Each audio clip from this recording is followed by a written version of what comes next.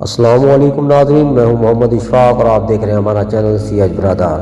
ناظرین، کہتے ہیں کہ ناکامی در حقیقت کامیابی کی طرف پہلا قدم ہے۔ کیا آپ میں سے کسی نے اس مقولہ کو کبھی اس کی اصل روح کے ساتھ سمجھنے کی کوشش کی؟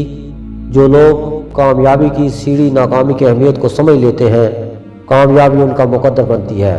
جو لوگ اس راز کو نہیں جان پاتے، کامیابی ان کے لیے کبھی نہ حاصل ہونے والی منزل بن کر رہ جاتی ہے۔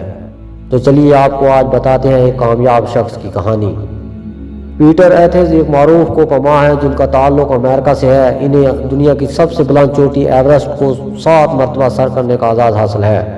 وہ کہتے ہیں کہ میں نے ماؤنٹ ایورسٹ کی کوپمائی کی ابتدائی 4 کوششوں کے دوران سیکھا کہ پہاڑ پر کیسے نہیں چڑھنا چاہیے۔ ناکامی آپ کو اپنی جدوجہد بہتر کرنے کا موقع دیتی ہے۔ آپ بتدریج نکھرتی ہوئی ذہانت کے ساتھ خطرات مول لیتے جاتے ہیں۔